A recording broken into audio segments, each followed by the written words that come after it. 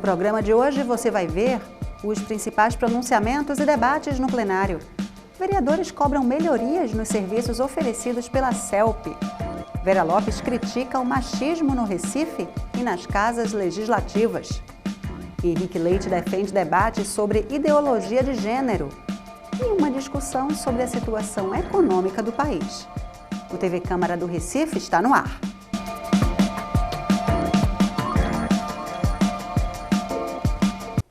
Olá, começa agora mais um TV Câmara do Recife Online.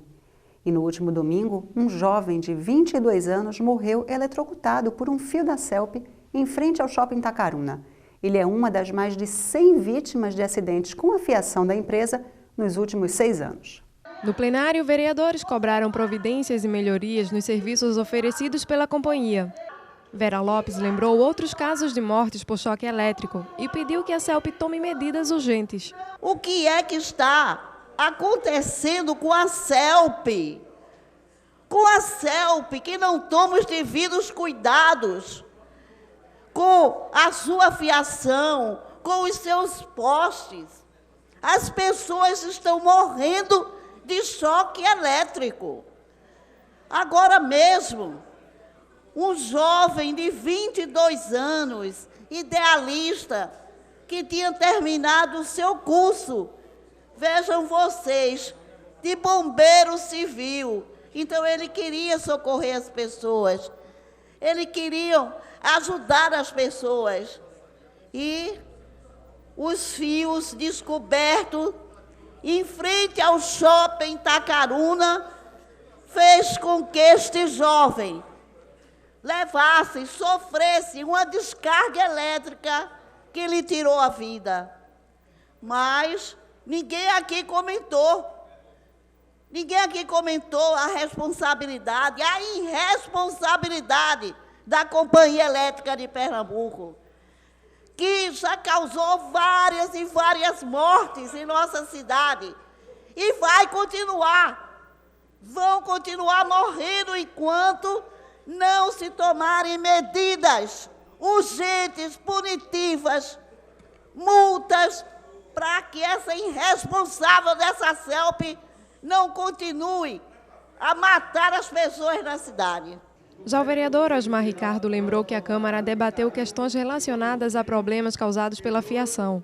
Para debater esse problema, que é um problema que vem tirando a vida de muitos cidadãos pernambucanos, e no Estado, no Brasil todo. Inclusive, o Fantástico, uns 2 meses atrás, falou sobre pessoas que chegavam a falecer por conta de choques, impostos, né? E me parece que a CELP e os órgãos competentes, né, não fazem nada para resolver esse problema, vereadora Vera Lopes. Fica a omissão aí do governo do Estado, dos órgãos do governo do Estado, que pode pressionar a CELP para que ela comece a resolver esses problemas, né? Porque é o debate, aí eu lembro bem que o vereador Henrique Leite, o vereador Eurico Freire, também puxou um debate aqui para fazer a tubulação, para os fios, passar por baixo das calçadas, fazer tudo direitinho, né? Mas o governo, nem o governo municipal, nem o governo estadual, procura também resolver isso, né? A gente sabe da dificuldade, sabe que é caro, eu sei que é caro, porque eu já vi os debates, inclusive, sobre esse assunto, de tentar resolver, né, essa fiação, tirar isso dos postos, né, para fazer uma tubulação apropriada para os fios da rede elétrica, mas pelo menos precisa começar a discutir para resolver isso. Não pode ficar na omissão do governo municipal, do governo do Estado, e a CELP, que tira um lucro absurdo, né, aqui em nosso Estado, nas contas de luz, no aumento das contas de luz, e fica a mercê disso. Almir Fernando pediu resposta à companhia. Esperava que a CELP fosse dar uma resposta maior, a empresa, né, veio espanhola para o nosso Estado, pudesse melhorar as ações. E a gente tinha uma CELP, uma companhia de eletricidade que tinham bem avaliada. E depois da privatização, o que a gente foi a CELP despencar, e aconteceu o que aconteceu aqui. Já tivemos diversas audiências públicas, o próprio presidente Henrique Leite, que está hoje aqui presidindo a sessão, já fez audiência com o vereador Eurico Freire, com o vereador Marco Aurélio, até por conta do incidente, do acidente que aconteceu lá em Boa Viagem, né? Então, não deixa de acontecer. Todos os dias está acontecendo casos de morte por conta de fiações que poderiam ser embutidas. Temos até projeto aqui nessa casa para que possa se fazer isso. Então, espera que a CELP possa melhorar, principalmente com o que tem acontecido quase que diariamente também aqui na nossa cidade. Os blackouts, os apagões, têm trazido enormes prejuízos à população, aos comerciantes. E muitas vezes a gente é até o culpado. As pessoas acham que o vereador é o culpado, a Prefeitura do Recife é o culpado, quando na realidade está privatizada, é de uma iniciativa privada e não tem dado a resposta. Esse blackout tem acabado, a gente tem feito aqui, já fiz pronunciamento também, criticando essa questão dos blackouts, dos apagões que tem acontecido aqui no Recife, nos bairros principalmente da Zona Norte, e a gente espera que a CELP possa reagir. A gente espera que a CELP possa acordar, possa trabalhar e dar uma resposta à população que está esperando isso há muito tempo. Antônio Luiz Neto alertou para a questão da poda de árvores na cidade. Se nós passarmos a observar melhor, as árvores do Recife não estão sendo podadas devidamente. Se os senhores observarem, senhores vereadores, as árvores do Recife estão invadindo as ruas da cidade, estão impedindo que as motos andem na posição lateral das ruas, estão impedindo que as bicicletas andem, vereador Henrique Leite, no leito lateral direito das ruas. Nós estamos tendo problemas desse tipo nesse momento, estamos com uma podação precaríssima, chegando às árvores, também a agredir as linhas aéreas da CELP e provocando este tipo de problema. Então, esta é mais uma irresponsabilidade seríssima que está acontecendo e que gera problemas de fios soltos a toda hora dentro da cidade do Recife. De maneira, vereadora, que eu venho aqui para dar um elogio ao seu pronunciamento, dizer à senhora que concordo integralmente, acho que a CELP tem agido de forma soberana, acho que o Estado de Pernambuco também deveria ser acionado em relação à CELP, a Procuradoria do Estado deveria ir em cima da CELP, o Ministério Público precisa também ser provocado para ir em cima da CELP, a Prefeitura do Recife tem a obrigação também, igualmente, de defender a cidadania do Recife, e nós que fazemos a Câmara devemos ficar alertas em relação à questão da podação das árvores também. Estas estão crescendo de forma que vem agredindo a fiação e isso vem provocando também problemas seríssimos de queda de fios, o que pode acarretar em novas mortes e risco de vida para a cidadania do Recife. Luiz Eustáquio e Henrique Leite também repercutiram o fato. Não é o primeiro que morre, vários outros já morreram. Nesse caso foi um fio, mas outros já morreram agarrados em postes. Mas a gente tem que levar em consideração todo um contexto. Primeiro, o vereador Antônio Luiz Neto trouxe muita questão da podação das árvores aqui. Né? Caiu muitas árvores nesses últimos dias. Isso é algo sério, realmente, e é um papel da Prefeitura. Outra coisa, existe um convênio. Veja só, existe um convênio da Prefeitura com o governo do Estado, com a CELP, sobre a questão da Enlurb, que é a companhia que tem o papel de fiscalizar, de acompanhar e de proteger o cidadão recifense. A gente, quando fala da questão do choque, de uma pessoa que morreu eletrocutada, não pode pensar apenas na CELP. Tem que saber qual é o papel que a Enlurb tem, que ela é responsável no nosso município, através de um contrato, por realmente garantir, acompanhar e fiscalizar essa questão da energia aqui na nossa cidade. Então, na verdade, não é uma questão apenas de uma empresa, é uma questão que o município tem sua responsabilidade. E nós não podemos deixar de cobrar essa responsabilidade, porque é esse nosso papel, é esse papel, vereadora, que você está fazendo aí na tribuna, nesse momento. O papel de cobrar pela melhoria, para garantir a vida do povo da cidade do Recife. E nós, quando estamos aqui, nessa parte, também fortalecendo o seu pronunciamento, é no sentido de alertar a sociedade, alertar principalmente a Prefeitura da cidade do Recife, que realmente os seus munícipes estão morrendo de forma trágica, algo que deveria ter sido prevenido por uma atuação mais firme. São várias ruas no centro da cidade onde nós vemos as árvores estourando as calçadas. E isso é uma preocupação que já vem há muito tempo. E, usando os termos que o vereador Jurandir Liberal vive colocando aqui, temos que fazer o estudo para ver aonde é importante manter essas árvores nas calçadas. E nesse momento de chuva, o que mais ocorre são quedas de árvores. E isso está me preocupando porque a chuva que está caindo é uma chuva que vem com muito vento. E as árvores dessas ruas principais aí, elas podem causar uma tragédia. Não é uma morte só, como aconteceu, que eu não acredito que tenha sido problema da CELP, apesar de ter vários problemas da CELP, mas a árvore caiu no fio, o fio partiu e aconteceu a vítima. Então, não foi diretamente a CELP. E isso pode acontecer uma coisa muito mais grave, porque se uma árvore dessa cai completamente e atinge um carro, ou dois ou três, é um problema seríssimo. Não é só o fio que vai dar choque no pessoal que está passando, mas uma árvore vai estar caindo no meio de uma pista movimentada, como é a Gervásio Pires, como é a Visconde Suassuna, a João de Barro, algumas ruas do Espinheiro, né? Rua Espinheiro, Rua da Hora. Então, essa preocupação que levam para que não tenhamos liderança do governo aqui, mas vou repassar e vou fazer documento pedindo para esse estudo. O momento econômico do país foi alvo de debates no plenário. A crise, os números da inflação e o ajuste fiscal foram alguns dos pontos que dividiram a opinião dos parlamentares.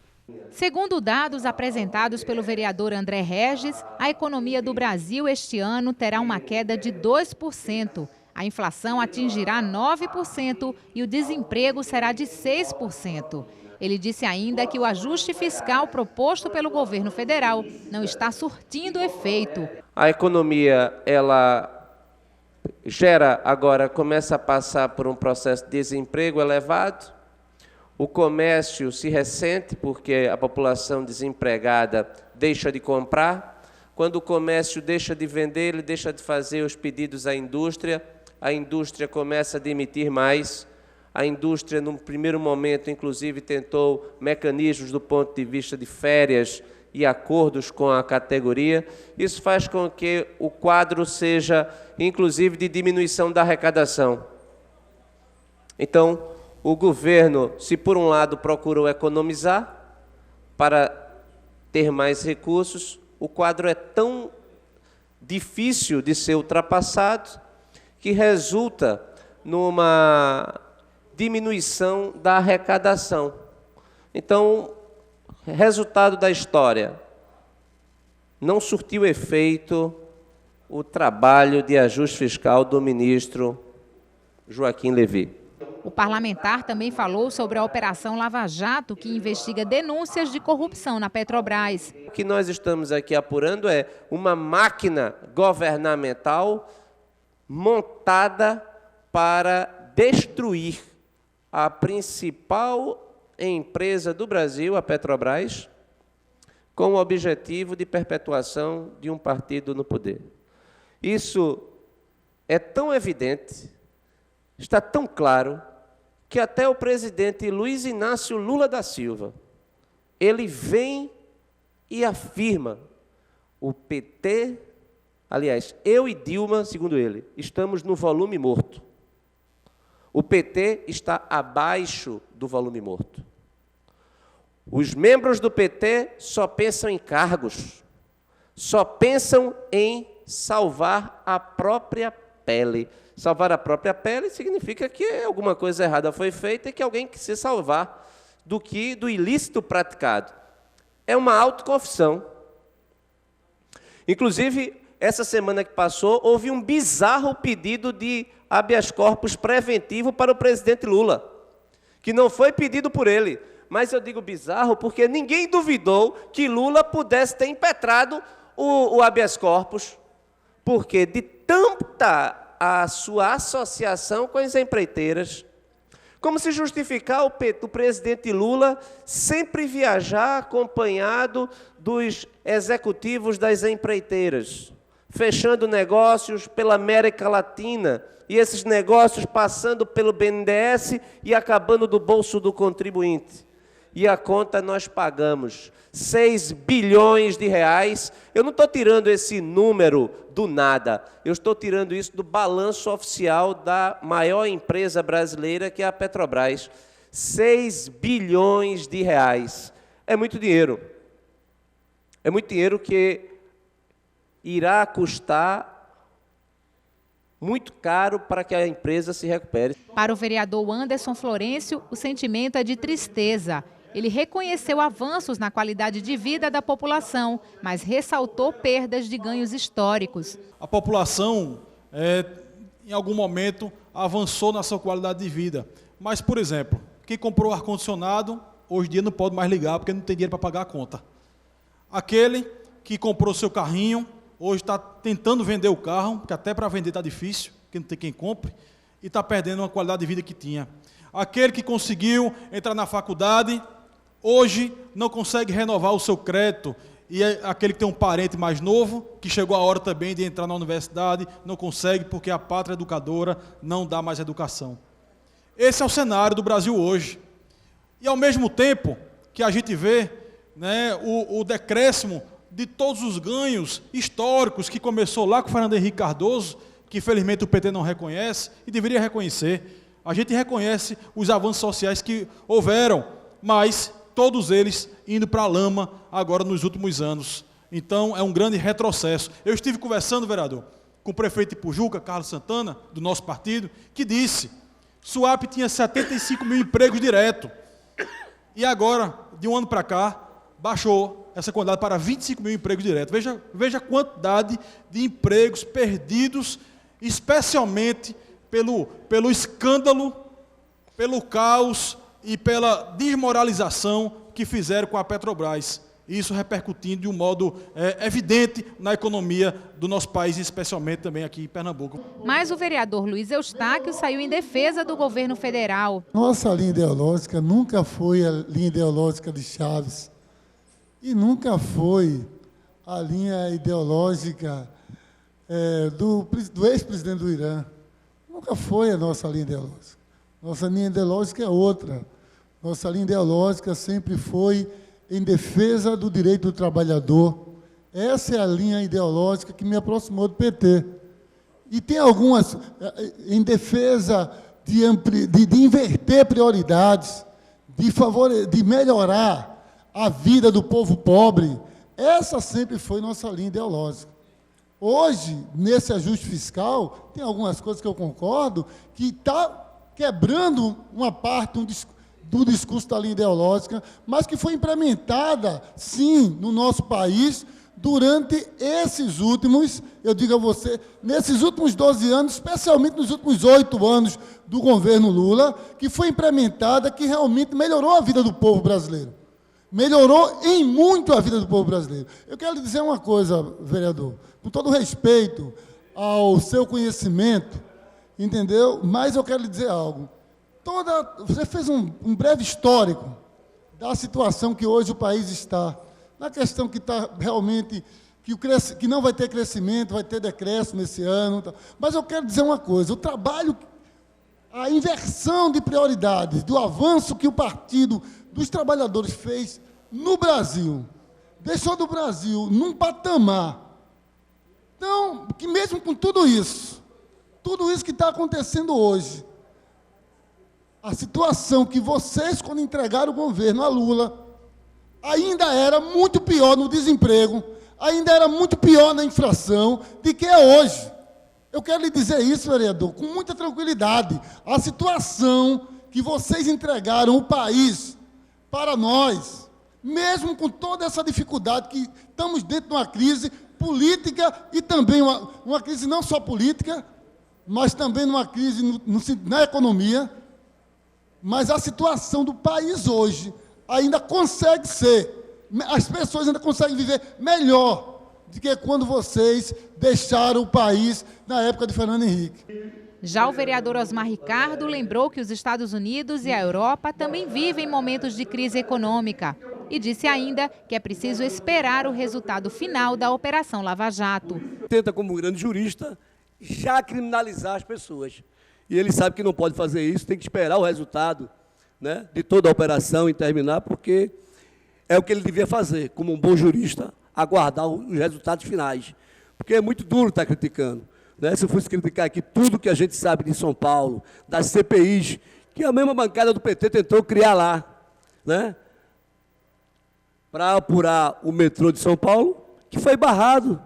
O problema é que o procurador do Ministério Público foi procurar, foi investigar e tentar que puxe as investigações para que tem crimes absurdos na compra e na reforma, né, de metrô do Estado de São Paulo. Mas, quando eu falo do dinheiro, ele quer dizer que Lula confirma que o dinheiro foi pego, é o mesmo dinheiro, uma parte é limpa e outra não é limpa. O Caba disse que deu por fora ao PT. A gente sabe que tem muita gente, na verdade, né, muitos políticos, e aí o Congresso está cheio deles, já existiam no governo do presidente Lula, e agora com mais força, porque a companheira Dilma, ela não abre da rédea, ela é punho forte, em defesa do povo, em defesa da sociedade. A crise está nos Estados Unidos, está na Europa, paga ou não paga, né? A crise da Europa está na turbulência grande. E qual país que não passou? O Brasil conseguiu passar esses 4 anos de crise aí, que atingiu o mundo todo, a chegar no Brasil agora. E aí ele fala da Petrobras. A Petrobras já se recuperou. Jairo Brito também repercutiu o debate. No governo do PT, dos 12 anos, o índice de endividamento da Prefeitura do Recife foi 5% ao longo dos 12 anos. E as obras foram feitas. Hoje, já está em 10%. A última avaliação das respostas fiscais, que foi feita agora no quadrimestre, já está dobrou, e isso em função das operações de créditos que foram solicitadas, foram liberadas. Agora, o governo tem uma fonte 100, que é a fonte do Tesouro, que é para realizar obras, realizar as políticas públicas. Não pode ficar. E está fazendo agora. Está anulando dentro do orçamento, lá no gabinete, e está fazendo, colocando no orçamento, viu, vereador Osmar Ricardo, de crack, de empreendimento. Então, orçamento tem para fazer. A Petrobras hoje, que eles do PSDB questionavam, a Petrobras hoje questionava o pré-sal, viu, vereador Osmar Ricardo, o pré-sal. Ele dizia que não saía petróleo. Hoje está saindo mais de 700 mil barris por dia da camada de pré-sal. Agora, eles não se entendem. Vera Lopes apresentou uma emenda à Lei Orgânica do Recife pedindo a inclusão de pelo menos uma mulher na comissão executiva da Casa. Para ela, um dos traços do machismo no país é a falta de representatividade feminina nas casas legislativas. Na tribuna, a vereadora Vera Lopes defendeu a presença feminina em espaços de poder e falou sobre o machismo no Nordeste, que, segundo ela, incentiva a violência contra a mulher. Vocês veem como o número é pequeno de parlamentares. Nós temos 39 vereadores, 5 mulheres vereadoras. Isso porque nós temos agora o maior número de vereadoras eleitas. E o que me espanta, desde a minha o primeiro mandato, de 2008 a 2012, eu sempre olho para a mesa diretora e vocês só veem nome de homem. só vê homem na mesa diretora. E continua a mesma coisa. Continua o mesmo. As mulheres ficam sem espaço nenhum. Quando a gente luta por a igualdade de sexo, aí querem fazer ideologia de sexo, mas não querem dar oportunidade às mulheres. As mulheres, para chegarem hoje a ter um mandato, se ela não tiver DNA político, ela tem que lutar e muito, e tem que ralar e muito para poder chegar. Vera Lopes disse ainda que apresentou uma emenda à Lei Orgânica do Recife, obrigando a presença de pelo menos uma mulher na comissão executiva da Câmara Municipal. Hoje nós somos até sufocadas. Quando, na última sessão, que a gente estava aprovando o projeto da educação, quase o presidente não deixava nem a gente se expressar. Então, a gente foi tolhida na fala, a gente realmente, nossos projetos engavetam, vários outros projetos de lei estão arquivados e ficam passando, o rolo compressor é grande. E a gente tem que acabar com esse machismo. É esse machismo que existe, que está aí, matando as mulheres, como que aconteceu com a Maria Alice Seabra, como aconteceu com as mulheres que foram mortas em Goiânia, como várias outras mulheres. Esse mês, 10 mulheres morreram. Isso é culpa do machismo. Nem o feminicídio, nem a Lei Maria da Penha está detendo essa violência contra as mulheres.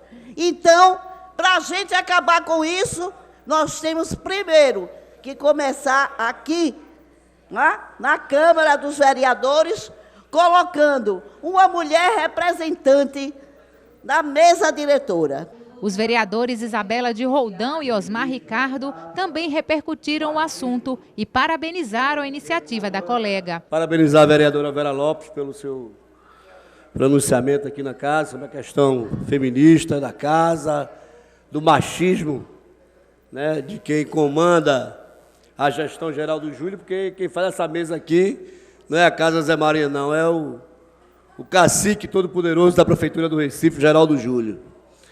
É quem comanda, manobra a mesa desta casa aqui. Por isso que não tem mulher na mesa. Só tem homem. A vereadora Vera Lopes também já entrou com um projeto de resolução para alterar a composição da mesa. Mas eu venho hoje repercutir ainda mais essa questão séria que precisa ser enfrentada pela cidade do Recife, pelo estado de Pernambuco. Eu falo Recife porque é aqui que nós estamos com a nossa competência instituída e estabelecida, sobre a questão do enfrentamento à violência contra a mulher. Muito me choca os últimos acontecimentos noticiados e trazidos pela imprensa sobre a questão da jovem assassinada pelo padrasto, mas ela, na verdade, fica aqui muito mais como um ponto para que a gente traga e dissemine isso para todas as outras mulheres que são vítimas, e vítimas muitas vezes anônimas, onde não estão registradas nos jornais, nas páginas de Facebook, nas mídias de uma forma geral.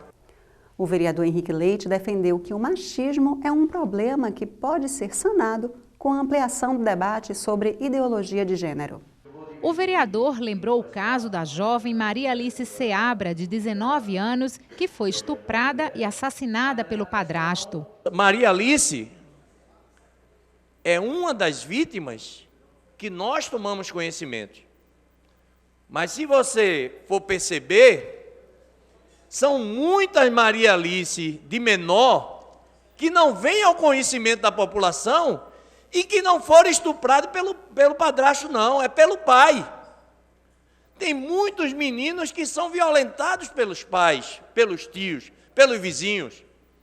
Quando nós queríamos discutir gênero e debater gênero na escola, era para que os professores tivessem capacitação para lidar com esse tipo de problema na sociedade.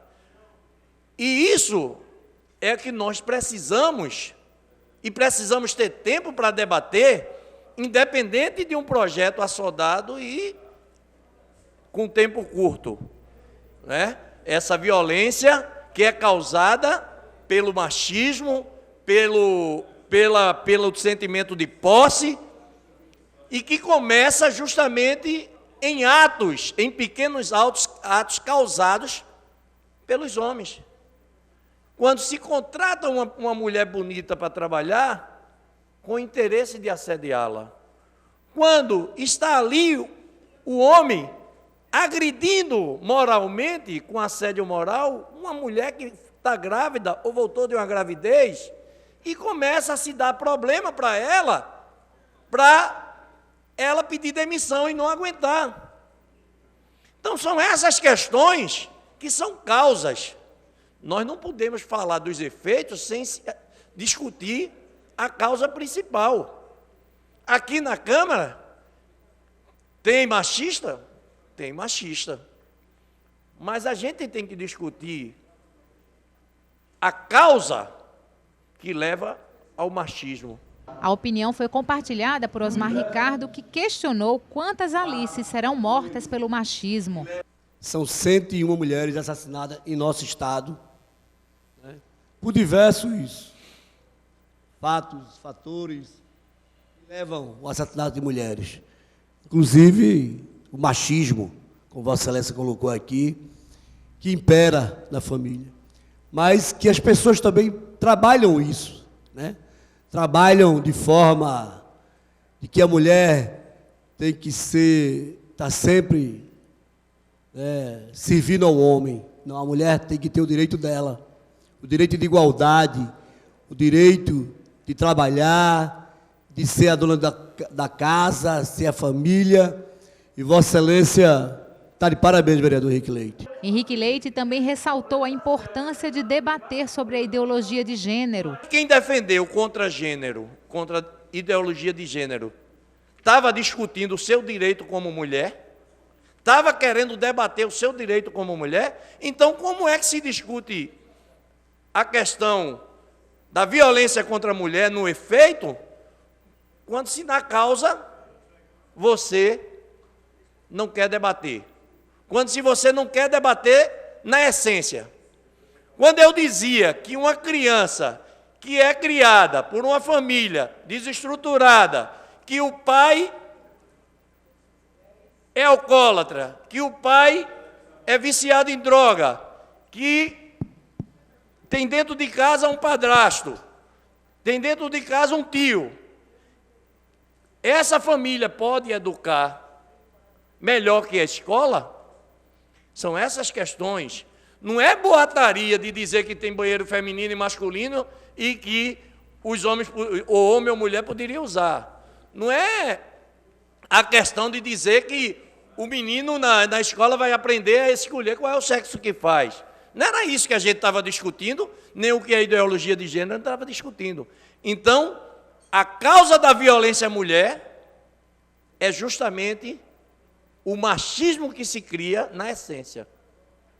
E nós temos que cuidar disso, debater isso, e essa casa tem que debater isso. A família não tem condições de educar como a escola, porque a maioria dos casais são casais que pegam na rua, enquanto a mulher e o homem no bar se encontram, fazem 2, 3, 5, 10 filhos, e vão morar tudo no mesmo quarto de 5 metros quadrados, todo mundo sabendo de tudo. Como é que essa educação de gênero vai acontecer? E a educação de gênero, ninguém está escamoteado nada, não. A educação de gênero é completa.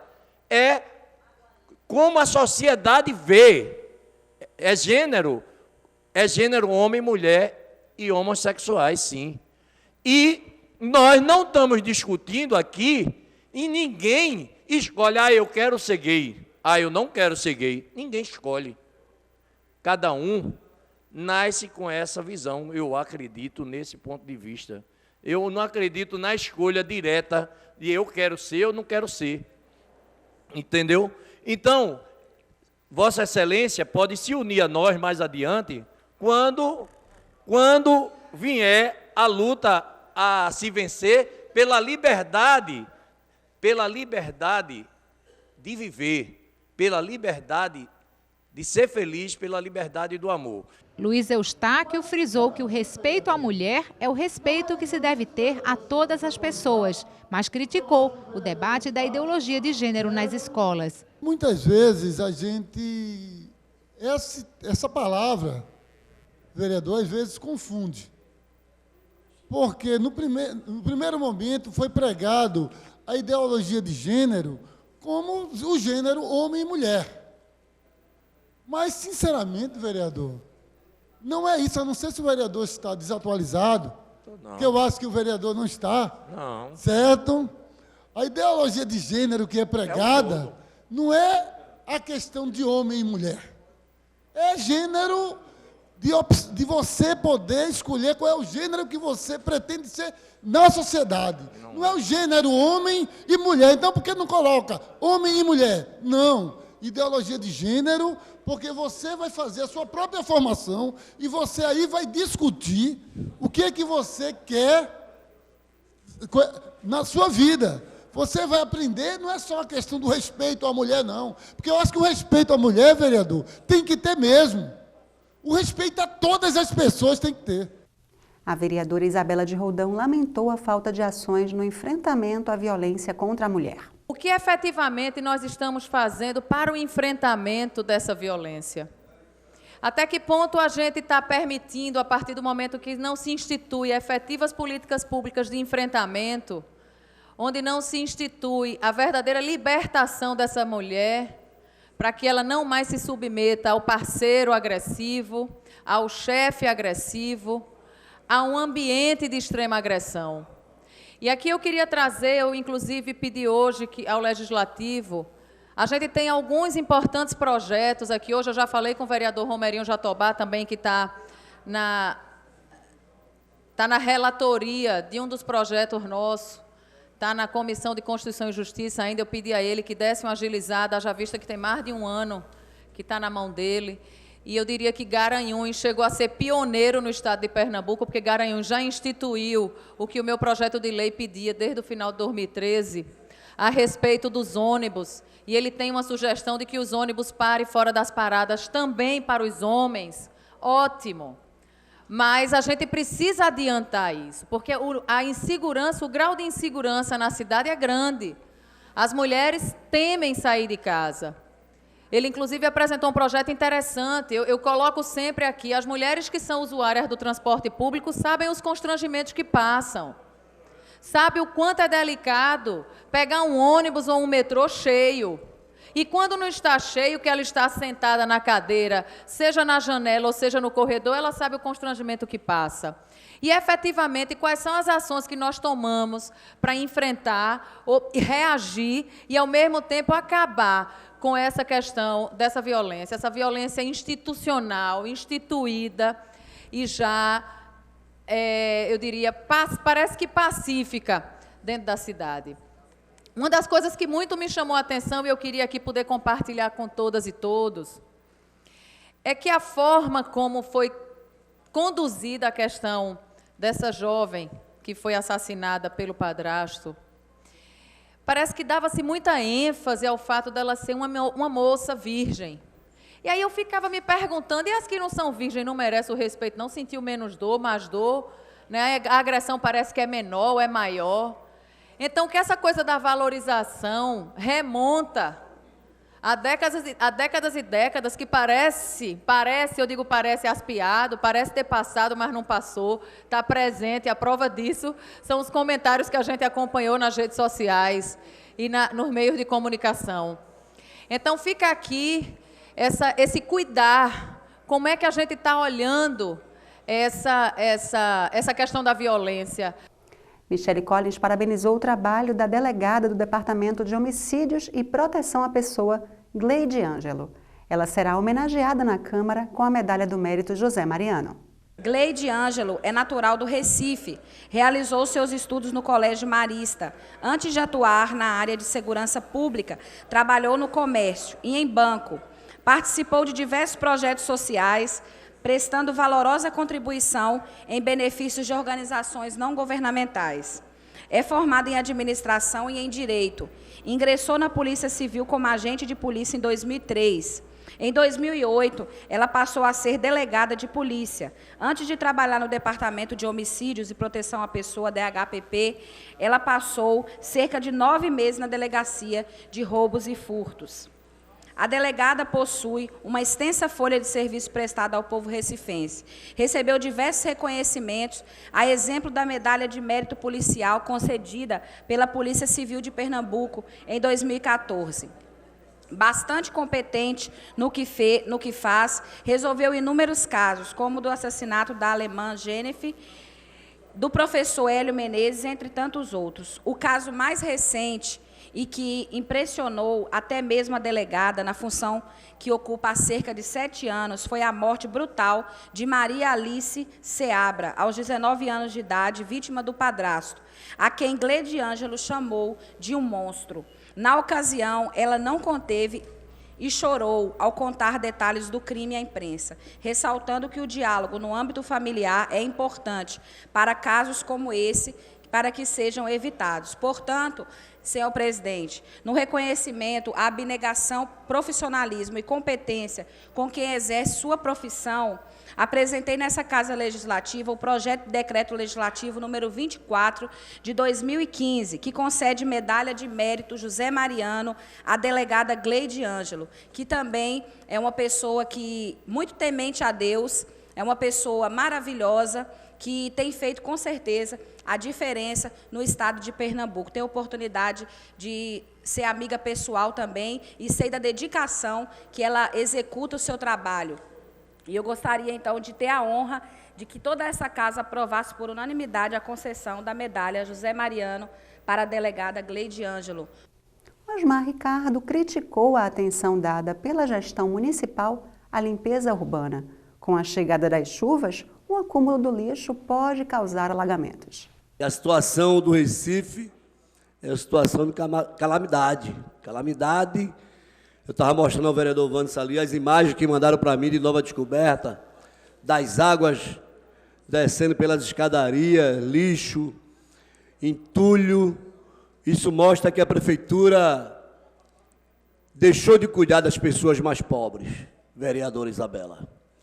O prefeito não acordou ainda para os bairros carentes, como Ibura, Estância, Chico Mendes, está cheia d'água ali, o canal transbordou.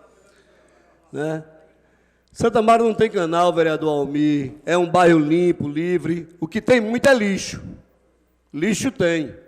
E hoje o problema da água é os lixos, né? Aquelas 2 mortes de ontem, Vossa Excelência sabe, e hoje uma das emissoras de televisão daqui mostrou lá a tonelada de lixo que ainda existe, vereador Antônio Neto. E mostrou outras barreiras com bastante lixo. E na Guabiraba, por exemplo, vereador Almir Fernandes, recebi agora também. O lixo está tomando conta da escola estadual lá, porque o povo bota no meio da rua, não tem. Aí a prefeitura lá, os garis, tiram de frente da casa do povo e botam em frente à escola. Quando chove, não tem para onde ir, termina nas barreiras, termina nas canaletas, e o povo fica à mercê disso. A gente fica por aqui. Para rever esse e outros programas, acesse nosso canal, youtube.com/Câmara do Recife. Até mais.